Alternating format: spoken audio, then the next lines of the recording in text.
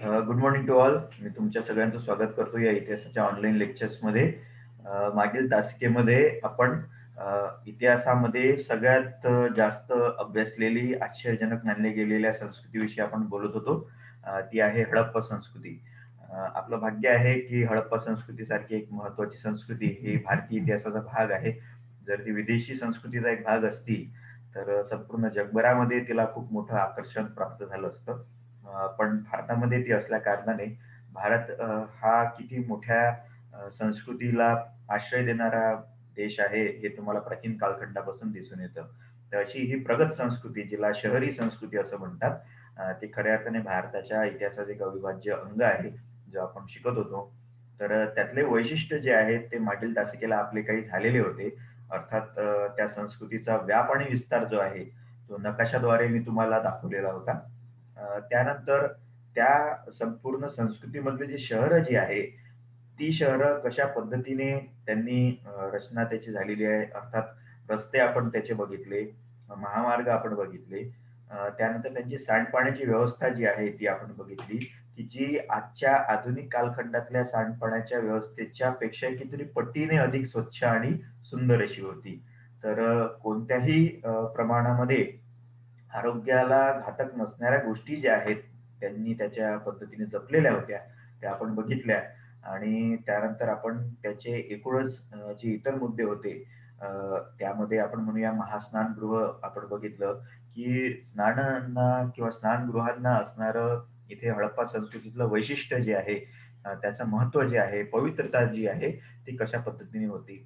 आणि हे सगळे स्ट्रक्चर जे आहे, ते एका शहरी संस्कृतीला तिथे आमंत्रण देणारे असतात, जी आपण खऱ्या अर्थाने आज बघतोय. तर इसवी सन पूर्व 3 ते 4 हजार वर्षापूर्वी इतकी प्रगत संस्कृती भारतामध्ये होती, हे बऱ्याच जणांना तिथे आश्चर्यकारक असतं. तर हे सगळं तिथे तत्कालीन कालखंडामध्ये होतं. तर शहरापासून तर ग्रामीण अ, परिकृतीमध्ये आपण आलेलो आहोत. पण तरीसुद्धा ह्या संस्कृतीचा अभ्यास जो आहे, तो आपल्याला करायचा आहे. आपण महत्त्व करून हडप्पा आणि मोहनजोदडो या 2 शहराच्या दृष्टिकोनातून काही वैशिष्ट्यपूर्ण गोष्टी ज्या आहेत त्या बघितल्या. आता आपल्याला त्याच्या पुढे आणखी 2 शहरांचे एक वैशिष्ट्य मी तुम्हाला दाखवतो आणि त्यानंतर आपल्याला सांस्कृतिक घटक जो आहे, तो आजच्या तासिकेला घ्यायचा आहे. त्यासाठी मी तुम्हाला माझी स्क्रीन जी आहे ती शेअर करतोय. आपण यामध्ये बघू शकता, की तत्कालीन कालखंडामध्ये जी हडप्पा आणि मोहनजोदडो वगळता भारतामध्ये जी सापडलेली शहरे आहेत, त्यामध्ये लोथल, गुजरातमधील लोथल जे आहे ते, आणि त्यानंतर जर आपण म्हणायला जाऊया, एकूणच जर कालिबंगन नावाचं जे शहर आहे, ते आपल्याला इथे बघायला दिसेल. ते आपण बघणार आहोत.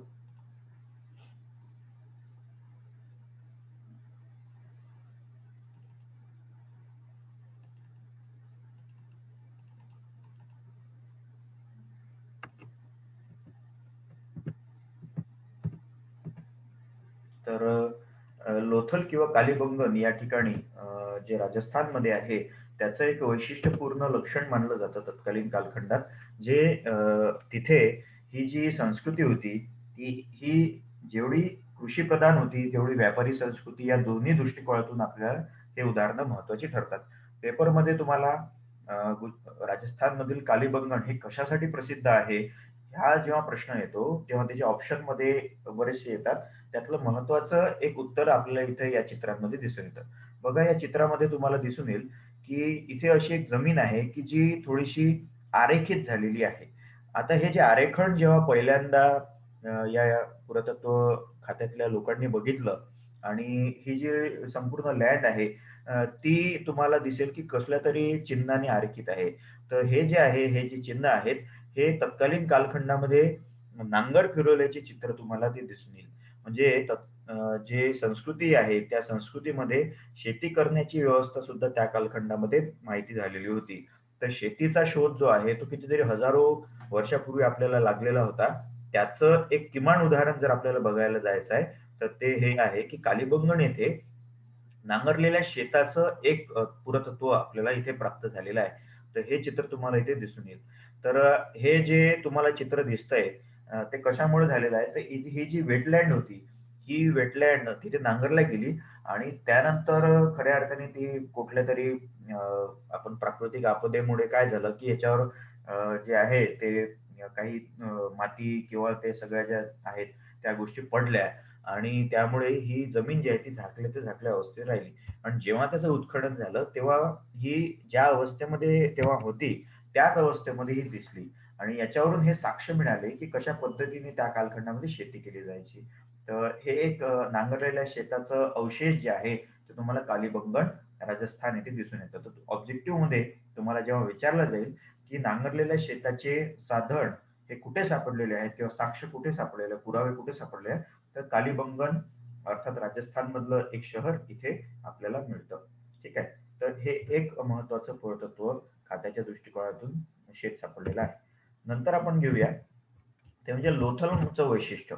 तर लोथल जे आहे हे गुजरातमध्ये आहे सध्या आणि त्या लोथलमध्ये समुद्राच्या जवळ असलेलं ते शहर होतं हडप्पा संस्कृतीमधलं. तर त्याचं वैशिष्ट्य काय आहे? तर बघा इथे लोथलला जहाजाची गोदी सापडलेली आहे. ज्याला डॉकयार्ड म्हणतात इंग्लिशमध्ये.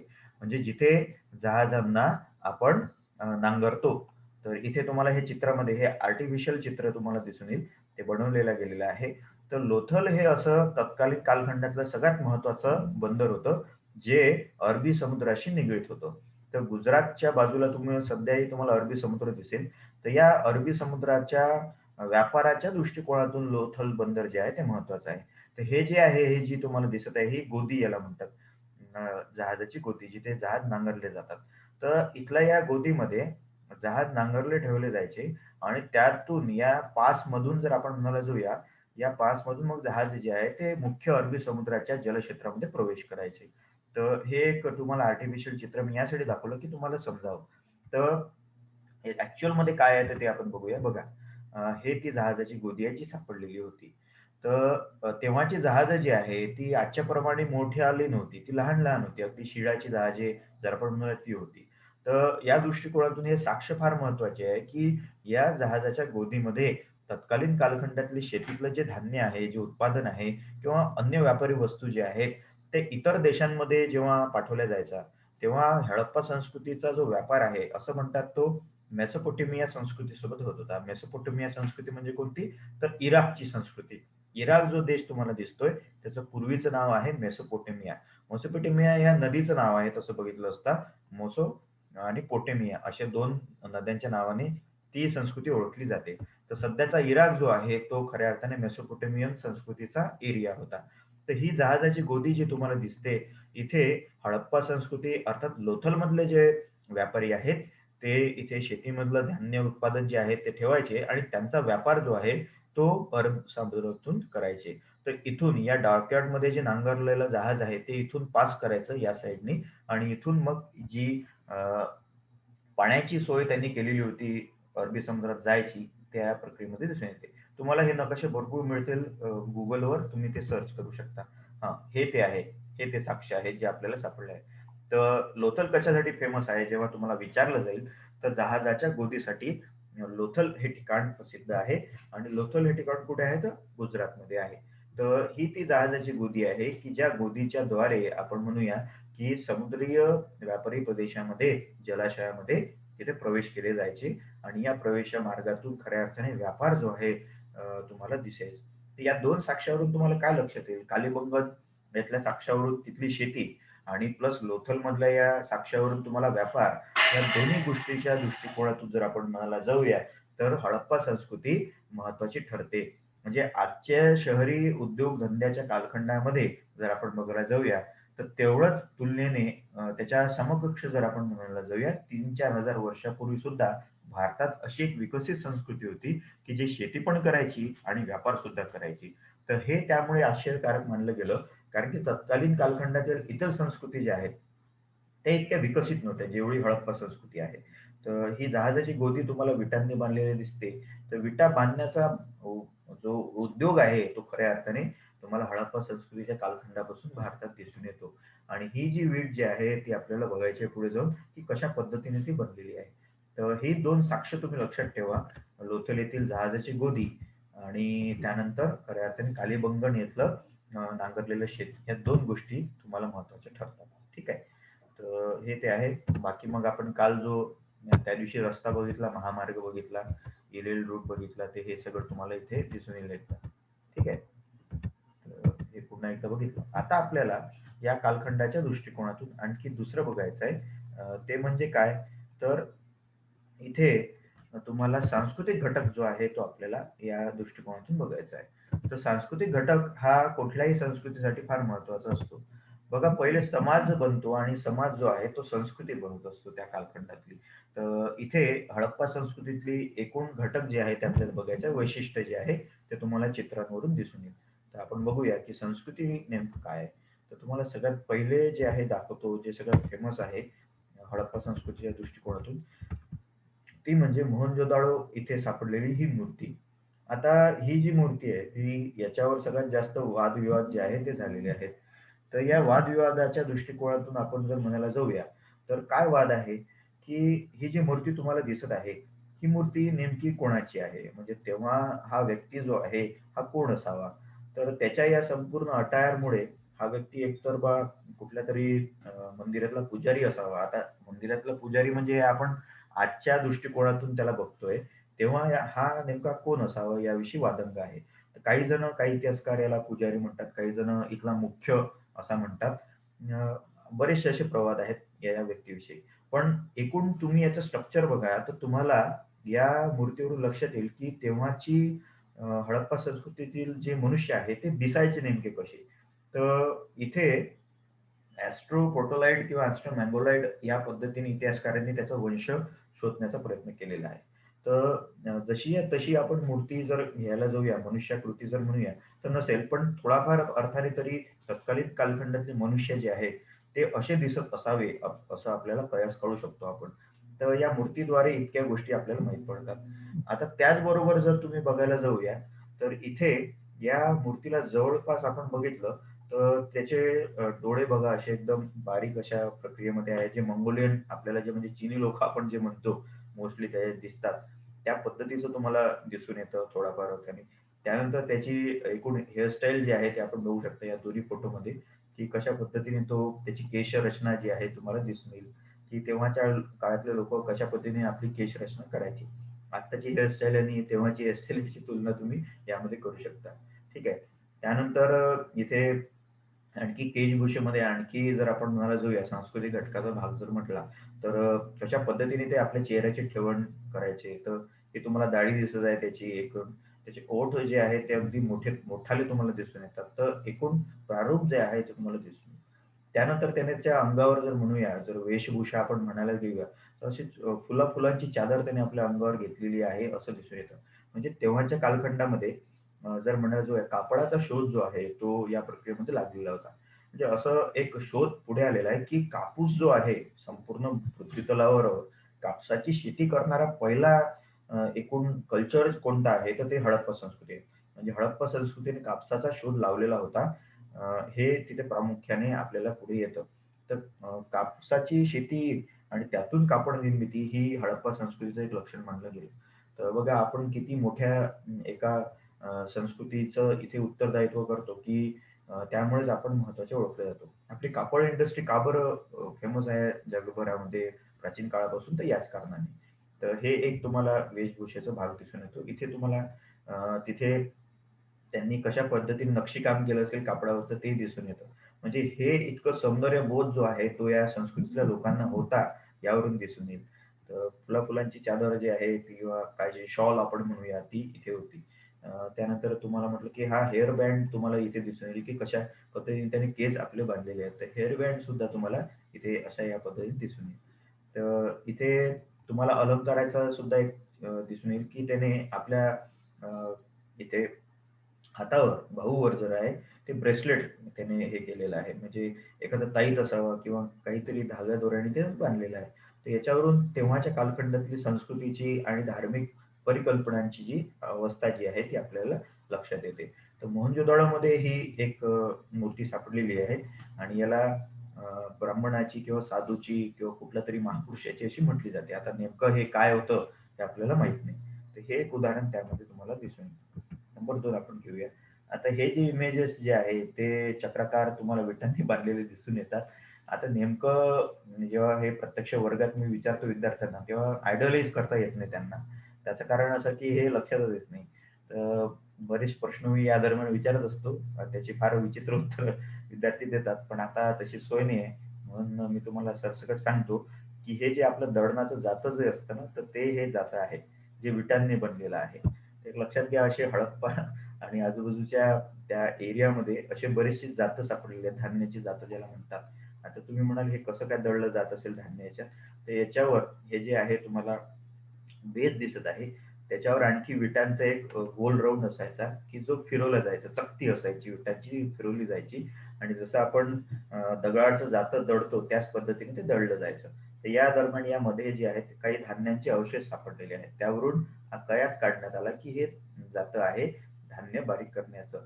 तर इथे तुम्हाला सध्या जे आधीच्या कालखंडामध्ये आपल्या आजी वगैरे जे आहेत, ते अजूनही गाव पातळीवर तुम्हाला दगडाची जातं दिसून येतात. तर तेव्हाच्या कालखंडामध्ये ही विटांची जाती जी आहे, ती तुम्हाला दिसून येते, जी पीठ निर्माण करायच्या. तर हे ते इमेजेस आहेत, जे तुम्ही बघू शकता. ठीक आहे. आपण पुढे घेऊया. हां. तर आता आपण त्या जे पुतळा बघितला, त्यात एक अलंकार बघितला. आता हा दुसरा अलंकार आहे. बघा हा तेव्हाच्या कालखंडाचा अलंकार आहे, जो आपण आता सध्या बघतोय. तर हा बनला कसा आहे? अलंकार घालण्याचं सुद्धा एक सौंदर्यबोध त्या तत्कालीन संस्कृतीने जनरेट केलेला होता. हे फार आश्चर्यकारक आहे. तर तेव्हाचा अलंकार आणि आजच्या अलंकारामध्ये फरक आहे. तर इथे तुम्हाला थोडीशी सोन्याची नक्षीकाम इथे दिसून येते आणि दुसरं जर आपण म्हणायला जाऊया, तर हे सगळं जे आहे, हे दगड आहे, जे तुम्हाला नदी किनारी किंवा समुद्र सपाटीवर नेहमी भेटत राहतात. याला स्टोन्स म्हणतात किंवा याला बीड म्हणतात, मण्या म्हणतात आपण त्याला. तर या मण्या कशापासून बनलेल्या आहेत? तर स्टोन्स पासून बनलेल्या आहेत. ज्या सागरगोट्या तुम्हाला भेटतात नदीकिनारी किंवा समुद्रकिनारी, त्याच्यापासून हे बनलेले आहे.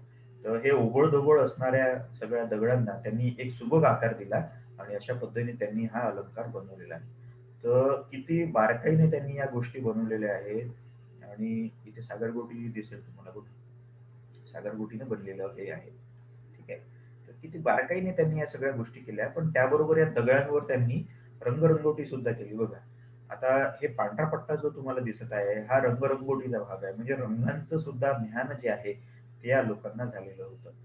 तर हे सगळं जे आहे याला बीड्स म्हणतात, मण्या म्हणतात आणि या मण्यांच्या आधारे त्यांनी एक अलंकार निर्माण केला आणि किमान अर्थाने सोन्याचा एक फरक जो आहे, तो तुम्हाला इथे दिसून येईल. तर हे सगळं जे आहे तसं पाहिलं तर हे म्हणजे हे चकाकतं कॉपर असं म्हणतात काही-काही जण, कारण की तेव्हा सोन्याचा शोध लागला होता की नाही या संदर्भामध्ये जरा वादंग आहे.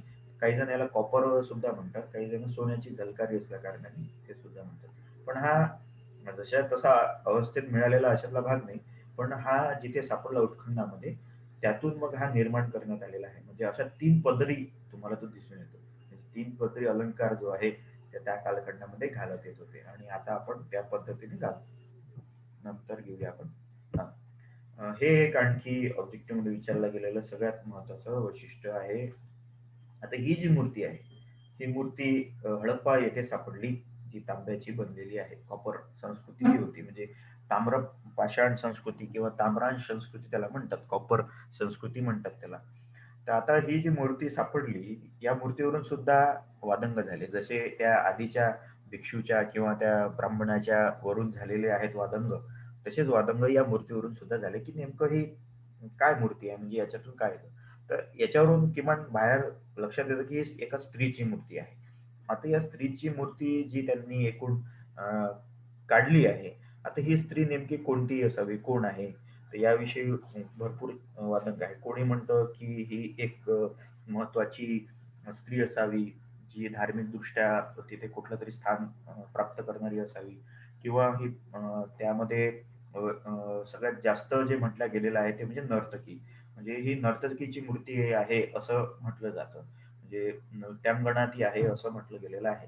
आता नृत्यांगना म्हणण्यासारखं काय आहे बा नेमकं विषयात? तर तिचं जे अटायर आहे, ते तसं त्या प्रक्रियेतून दिसून येतं. म्हणजे आजच्या दृष्टिकोनातून आपण तिला नर्तकी म्हणतो.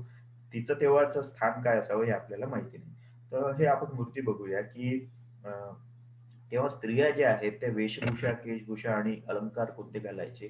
तर अशा पद्धतीने तुम्हाला हे दिसून येईल, की तिची जी स्टाईल आहे ती अ, अशी बनलेली आहे. म्हणजे एक तिचा हात जो आहे तो कमरेवर त्या पोझेसमध्ये तो आहे. बाकी तिचा हा 3 सेट असणारा, जर आपण म्हणायला जाऊया, 3 धातूने बनलेला किंवा 3 स्टोननी बनलेला अलंकार तुम्हाला तिच्या गळ्यामध्ये दिसून येईल. दागिना तुम्हाला दिसून येईल. त्यानंतर तिची हेअरस्टाईल जी आहे ती मागे अशी मुसळा बांधलेल्या प्रक्रियेमध्ये दिसून येईल. त्यानंतर जे कंगण आहे जे तुम्हाला दिसून येईल तिच्या या संपूर्ण याला, जे जाडसर आहेत कंगण, ते इथे पण तिने घातले आणि इथे पण. आता या बाजूने जशी तिने 2 कंगण घातली आहेत, तसं इकडे या बाजूला तर वेगळं आहे. या बाजूला तिने संपूर्ण कंगणानेच असं आपला हात जो आहे तो व्यापून घेतलेला आहे. आता बरेचदा राजस्थानी ज्या स्त्रिया आहेत, ग्रामीण स्त्रिया, त्या तुम्हाला अशा ह्याच्यात दिसून येतात. म्हणजे राजस्थानी स्त्रियांच्या हातामध्ये तुम्हाला इतके मोठे कंगण दिसून येतात. तर हे सगळं तिने ते केलेलं आहे. तर अशा पद्धतीने जर म्हणायला जाऊया, या स्त्री नर्तकीची मूर्ती सापडली मोहनजोदडो येथे. हे तुम्हाला विचारलं गेलं ऑब्जेक्टिव्हची, की स्त्री नर्तकीची मूर्ती कुठे सापडली? तर मोहनजोदडो येथे ती सापडली. तर याच्यावरून किमान तुम्हाला लक्षात येईल, की तेव्हाच्या कालखंडातल्या स्त्रिया ज्या आहेत, त्या कशा पद्धतीने राहायच्या, परिधान, वेशभूषा करायच्या, केशभूषा करायच्या, अलंकार कोणते घालायच्या. तेव्हापासून आपण बँगल्स जे आहे, बांगड्या ज्या आहेत, ते घालतो असं तुम्हाला लक्षात येईल. तर हे एक त्याचं एक उदाहरण तुम्हाला आहे, जे खूप फेमस ती मूर्ती आहे. हां. तर आता हे तर तुम्ही सगळ्यांनी ओळखूनच घेतलं असेल. जो सारीपाट नावाचा जो खेळ असतो किंवा आपण ज्याला पुढल्या काळात बुद्धिबळ असं म्हणतो, तर तसं हे आहे, चेस ज्याला म्हणतो आपण, त्या प्रक्रियेतला हे खेळणं तुम्हाला दिसून येईल. तर तुम्ही एक गोष्ट सातत्याने लक्षात ठेवा, की मनोरंजन किंवा क्रीडा किंवा काही इतर गोष्टी ज्या आहेत, त्या कधी जन्माला येतात? जेव्हा तुमची प्राथमिक गरज जी आहे ती भागली जाते. तर हडप्पा काळामधले जे लोकं होते, त्यांची जी प्राथमिक एकूण गरज होती अन्नाची, ती शेतीद्वारे भागवली जायची आणि त्यांची आर्थिक सुबत्ता एवढी होती, की त्यांनी इतर क्षेत्राकडे सुद्धा लक्ष द्यायला त्यांना वेळ भेटला नाही. तर जिथे आर्थिक सुबत्ता नसते, तिथे अशा गोष्टींना आश्रय भेटत नाही. तर तेव्हाच्या कालखंडातली हडप्पा संस्कृती एवढी श्रीमंत संस्कृती होती व्यापाराच्या दृष्टिकोनातून, की त्यांनी एक वेगळं कलाविश्व जे आहे ते जपलं आणि हाच खऱ्या अर्थाने संस्कृतीचा भाग असतो. तर तुम्ही लक्षात घ्या, की हे जी चित्र तुम्हाला दिसत आहेत, हे सारीपाटाच्या खेळाचं किंवा चेसचं ते आहेत, जे सापडलेला खेळ आहे तिथे. तर बुद्धिबळ भारताचा एक सगळ्यात महत्त्वाचा शोध मानला गेलेला आहे. तर त्याचं जर सोर्सेस आपण बघायला जाऊया, तर ते हडप्पा काळापासूनचे तुम्हाला दिसून येतात. तर हा बुद्धिबळाचा चेसचा गेम जो आहे, सारीपाटाचा खेळ जो आहे, तुम्हाला हडप्पा काळापासून लोकं खेळत होते भारतामध्ये, हे दिसून येतं. तर किती आपण प्रगत होतो त्या कालखंडापासून, हे याच्यावरचं एक लक्षण आहे. तर तुम्ही चेस खेळत असाल किंवा किमान बघत असाल, तर हे सगळं त्यातून आहे. आपण लुडो वगैरे गेम खेळतो. तर ते सगळेच्या सगळे त्याचा एक आधीचा पूर्वज जर आपण म्हणायला जाऊया, तर हा तो खेळ आहे. तर हे सुद्धा सापडलेलं आहे. त्याचा बेस जो आहे, तो सगळा व्यवस्थित त्यांनी केलेला आहे. तर हे सगळं या संस्कृतीचा एक महत्त्वाचा भाग आहे. ठीक आहे. नंतर घेऊया पॉटरी जी आहे. हडप्पा पॉटरी म्हणजे अ, भांडी जी बनवल्या जात असते, अ, जो एकूण कुंभारगिरी ज्याला म्हणतो आपण, तर तो सगळ्यात महत्त्वाचं लक्षण मानलं गेलेलं आहे इथे. आता तेव्हाच्या कालखंडामध्ये कुंभारी काम जे आहे ते किती निष्णात पद्धतीने आणि चांगल्या पद्धतीने केलं जायचं, याचं उदाहरण तुम्हाला इथे या फोटोत दिसून येईल. तर तेव्हाच्या कालखंडातले हे भांडे आहेत, जे मातीपासून बनलेले आहेत. आता हे मातीपासून बनलेले आहेत, तर मग साध्या मातीने बनलेले आहेत का? तर साध्या मातीने बनल्यानंतर त्यांच्यामध्ये वैशिष्ट्य स्थान काय आहे? तर हे भाजलेल्या तुम्हाला अग्नीमध्ये भाजलेले दिसून येतात आणि त्याला एक परफेक्ट शेप तुम्हाला दिसून येईल. म्हणजे आता हे अंडाकृती जे भांडं तुम्हाला दिसतं धान्य ठेवासाठी, तर किंवा हे तुम्हाला शंकुकोनावरती जे दिसून येतं एकदम कोनिकलमध्ये, ते तुम्हाला दिसून येतं आणि त्यानंतर हे फक्त त्यांनी आकार दिला नाही, तर त्याच्यावर त्यांनी रंगरंगोटीने आकृत्या सुद्धा काढलेल्या आहेत. तर बघा याला एक मानवी मस्तिष्काला एक वेगळ्या पद्धतीवर नेणाऱ्या या गोष्टी आहेत. ज्या आपण 3,000-4,000 वर्षापूर्वी जे आहे ते कल्पना करू शकत नाही. तर ही ती भूमिका आहे, की ज्यामध्ये यातली पॉटरी जी आहे, म्हणजे कुंभारकाम जे आहे, भांडी फोडण्याची कला जी आहे, ती किती चांगल्या पद्धतीने त्यांनी अवगत केलेली होती हे लक्षात येईल. मी पुन्हा-पुन्हा तुम्हाला तेच सांगतोय, की आपण गोष्ट कोणत्या युगाची करतोय, की जी इसवी सनाच्या 3,000-4,000 वर्षापूर्वीची आहे. आणि म्हणूनच आजचा काळ आणि तेव्हाचा काळ याची तुलना तुम्हाला करत असताना या गोष्टी ज्या आहेत, त्या खूप वेगळ्या वाटतात. तर हे सगळं तुम्हाला दिसून येईल. आता हे जे भांडे जे आहे, हे भांडे कुठे सापडले? तर जे अ, दफनविधी असायचा म्हणजे मृत शरीर जेव्हा दफन केलं जायचं, तेव्हा त्या मृत शरीराबरोबर ही काही भांडे जी आहेत ती पुरल्या जायची. आता यामध्ये मग त्यांचा मृत्यू नंतरच्या जीवनाविषयीचा एक तुम्हाला श्रद्धा तुम्हाला दिसून येते. म्हणजे अंधश्रद्धा आपण त्याला म्हणू शकू. तर त्यानंतरच्या जीवनाच्या विषयी एक संकेत जो आहे तो या याच्यातून भेटतो. हे 2 भांडे दफन शरीराच्या बाजूला सापडलेली आहेत. तर ते आपण इथे बघतो. ते पुन्हा जाताचं चित्र. हां. तर आता हे चित्र जे तुमच्या समोर आलेलं आहे, हे चित्र मुळात जर आपण हे बघायला जाऊया तर तुम्हाला लक्षात यायला हरकत नाही. हे सोपी आहे. तर हे जे आहे तुम्हाला विटांचं बांधकाम दिसून येतं. ही मिनार नाहीये, ही विहीर आहे. जी सापडलेली आहे मोहनजोदडोला. तर हे बघा हे संपूर्ण विटांची बनलेली विहीर आहे. तर हे खोदत-खोदत जे आहे पुरातत्व खातेवाले खालपर्यंत गेले म्हणजे त्याच्या बेसपर्यंत गेले. म्हणजे हा इतक्या वरपर्यंत इथे बांधलेलं असावं ते किल्ला संपूर्ण. ते जे स्टेज जे असेल समजा प्लॅटफॉर्म जो असेल तो इथपर्यंत होता याचा किंवा इथपर्यंत म्हणून आपण बघूया. कारण की याच्या वरचे जे आहेत ते तुटलेले आहेत तुम्हाला दिसून येईल. पण हा जो भाग आहे तो शाबूत दिसून येईल तुम्हाला. त्यामुळे इथपर्यंत जमिनीचा थर असावा आणि त्यानंतर ही खाली त्याची विहीर दिसून येते. तर पाण्याच्या प्रक्रियेमध्ये विहिरी ज्या आहेत त्या खोदणे ह्या शहरांमध्ये तुम्हाला दिसून येते आणि त्याचमुळे हा भाग जो आहे तो फार महत्त्वाचा ठरतो इथे. 1 मिनिट. तर हे एक विहिरीचं साक्ष तिथे सापडलेलं आहे आणि असे 2-3 लेयर्स ते खोदत-खोदत गेले आणि शेवटी त्यांना त्याचा डेप्थ लागला. इथे तो बोर्डही तुम्हाला दिसून येईल. तर हे एक लक्षण आहे. हं. आता मुंबईच्या शिवाजी म्युझियम्समध्ये तुम्हाला अलंकाराचे आणखी काही अवशेष दिसून येतात. तर हे बघा जसं मी म्हणतो की दगड यांनी जे समुद्र सपाटीवर सापडतात किंवा नदीत सापडतात तुम्हाला, त्या गोट्यांपासून हा अलंकार बनलेला आहे हडप्पा संस्कृतीच्या काळातला. तुम्ही मुंबईमध्ये जर गेले शिवाजी छत्रपती म्युझियममध्ये तर तिथे हे ठेवलेलं आहे. मी प्रत्यक्ष गेलो होतो तेव्हा हे फोटो काढलेले आहेत. इथे. तर हे आणखी एक जर म्हणायला जाऊया मण्यांनी बनलेलं आहे. याला ॲगेट असं म्हणतात. या ॲगेट मोत्यांपासून तुम्हाला हा हार बनलेला दिसतो. याचं आणखी पूर्ण चित्र पुढे आहे. तुम्हाला दाखवतो. हा आहे तो हार जो सापडलेला आहे तुम्हाला. हा संपूर्ण हार जो आहे तो तिथे उत्खननामध्ये सापडला आणि तो या म्युझियममध्ये आता ठेवण्यात आलेला आहे. ठीक आहे. हा दुसरा हार आहे. तो बघा. जो दगडांपासून बनला आहे संपूर्ण पद्धतीने.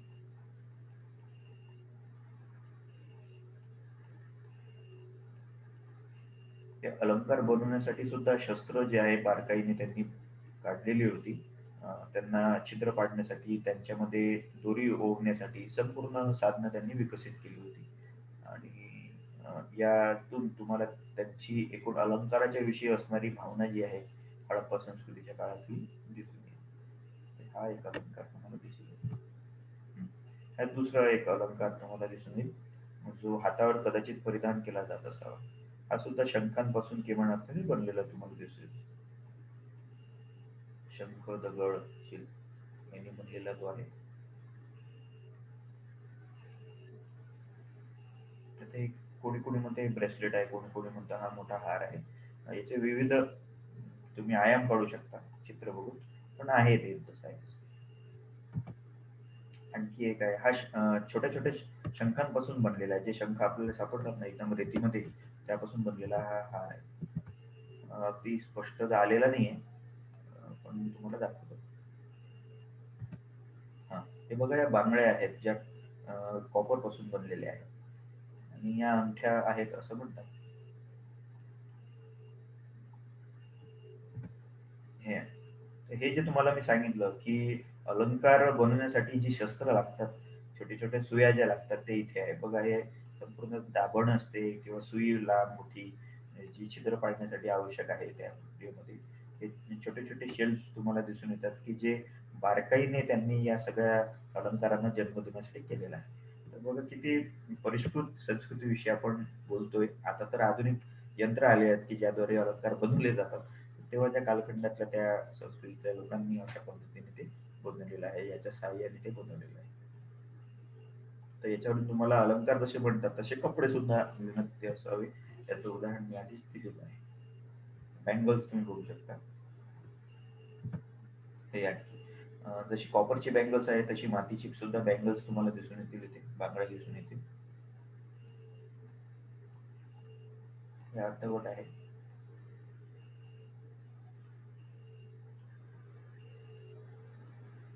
इथे त्यांनी इथे त्याला बारीक कोरीव काम सुद्धा केलेले दिसून येतं आर्च मध्ये.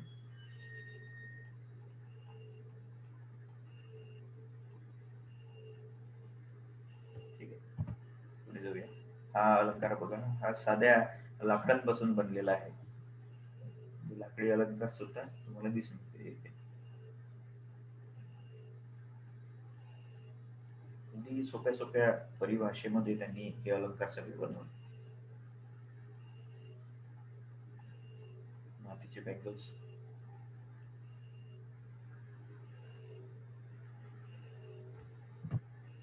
हे ते चित्र पूर्ण.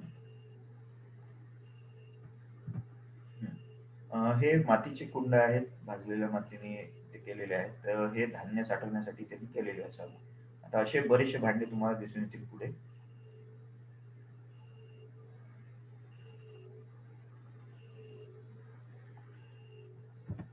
हे आहेत भांडे. आता हे छोटे छोटे भांडे त्यांनी बनवले. हे सगळे तुम्हाला ग्लासेस दिसतील, कप्स दिसतील. आता तेव्हाचं अन्न आणि आताचं अन्न यात फरक आहे. आता हे जे आहे हे याच्यावरून बरेच विद्यार्थी कन्फ्युज झाले हे नेमकं काय आहे. तर हे तुम्ही बघा की काही पदार्थ जे असतात दुधाचे जे असतात ते बांधल्यानंतर म्हणजे श्रीखंड जर बनवूया आपण, बनवण्यासाठी जो चक्का असतो तो आपल्याला बांधून ठेवत असतो आपण, आणि त्याच्यातून मग पाणी जे आहे ते निघतं. तर हे झारणीसारखे जे आहेत संपूर्ण भांडे, ते याच अन्नांसाठी किंवा या पदार्थांसाठी ते बनवलेले असावे की ज्यातून ते ओले केल्यानंतर ते झारलं जाईल पाणी याच्यातून. तर असं ते भांडं आहे. तर असे कित्येक पदार्थ जे कदाचित बनवले जात असावे, कारण की आता पदार्थ तर माहित नाही, पण किमान धान्यावरून आपण अंदाज काढू शकतो त्याचा. ठीक आहे. तर हे तेव्हापासून आपल्या इथे वापरलं जातं. हं. इथे काही खेळणी सुद्धा बनवण्यात आलेली आहे. तर ही जी खेळणी आहे ते तुम्ही एक बघितलं असेल. कधी-कधी आपण दोऱ्यांमध्ये ओवून अशी एक चक्री फिरवतो ती सुद्धा आहे. काही-काही जणांनी त्याला एक आपण एका त्या रबरी धाग्याला आपण बघा एक फुगा बांधतो, तर त्या पद्धतीने सुद्धा आहे. कधी-कधी याला भिंगरी सुद्धा म्हटलेलं आहे. तर नेमकं काय आहे हे माहीत नाही, पण हा एक क्रीडा खेळांचा साधनांचा भाग असावा असं म्हटलं जातं. तर हे ते आहे त्याच्यामध्ये.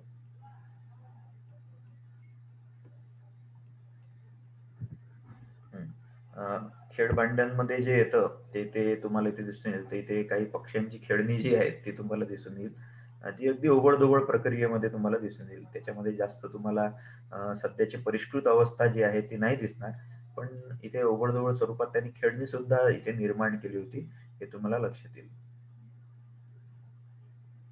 असे खेळणीचे प्रकार भरपूर सापडले आहेत तिथे. हे एक आहे आणखी. चाकं लावलेलं. आता हा प्राणी कोणता आहे मला माहीत नाही. अ, पण तुम्ही अंदाज लावू शकता. तुम्हाला जे वाटत असेल ते तुम्ही बघा. आपण बऱ्याचशा पक्ष्यांची खेळणी जी आहे ती चाकं लावलेली बघत असतो. तर कदाचित हा त्यातला एक प्रकार असावा. हे खेळण्यांमध्ये मोजल्या गेलेलं आहे पण सगळं. हे एक आणखी. आता हा प्राणी कोणता असावा हे तर माहीत नाही. पण असं एडका सदृश्य तो दिसून येतो. कारण की त्याचे शिंग वगैरे दिसून येतात इथे. आणि त्याच्यावरचं हे संपूर्ण जे आवरण जे आहे त्यावरून किमान लोकं म्हणतात. आता हा एक दुसरा. आता हा श्वान आहे की काय म्हणजे कुत्रा आहे की काय असंही म्हणतात. पण नेमकं प्राण्यांची आयडेंटिटी जी आहे ती थोडीशी कठीण आहे सांगायला.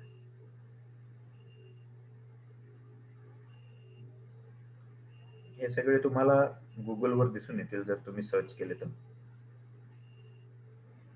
हे मात्र मी म्युझियममधून घेतलेले फोटोज आहेत. हां, हे दुसरं बघा, हे दुसरं आणखी. तर हा सुद्धा आता हे काय आहे नेमकं ते सुद्धा सांगता नाही येत, पण बैल असावा असं असं आहे. हे आहे. आता हा एक प्राणी आहे, दोन दोन प्राणी दाखवलेले आहेत त्यांनी. आता खेळणी निर्मितीचं इतकं मोठं साधन त्यांचं असावं, म्हणजे कारखाना किती मोठा असेल तो खेळणी निर्माण करण्याचा. त्याच्यावर दिसून येतं. ठीक आहे. हा, तर ही बैलगाडी आहे, जर म्हणूया आपण तर, किंवा कोणी कोणी याला रथही म्हटलंय, पण बैलगाडीचं जुंप पण इथे तुम्हाला दिसून येईल इथे या बाजूला. तर तेव्हाची बैलगाडी आणि आताची बैलगाडी यामध्ये थोडासा फरक आहे.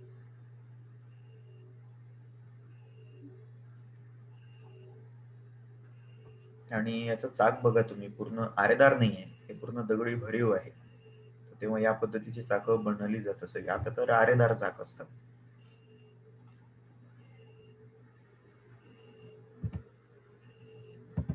हे सांगतो तुम्हाला. आपला या सेशनचा 1 मिनिट राहिलेला आहे. तर आपण आता इथे स्टॉप करतो मी. दुसरं सेशन आपण 5 मिनिटात सुरू करूया. दुसऱ्या सेशनसाठी तुम्ही मला पुन्हा रिजॉइन करा. आपल्याला पुढच्या काही गोष्टी बघायच्या आहेत आणखी महत्त्वाच्या आहेत. तिथे मी एंड करतो पहिलं सेशन. अगदी 5 मिनिटात ते आपण पुन्हा दुसरं लेक्चर सुरू करूया. दुसरं सेशन जॉइन करायला थोडंसं नेटवर्कमुळे स्लो होऊन जातं. नंतर त्यामुळे 5 मिनिटं लागतात. तर इथे मी एंड करतोय. तुम्ही लगेच मला रिजॉइन करा 5 मिनिटाच्या आत.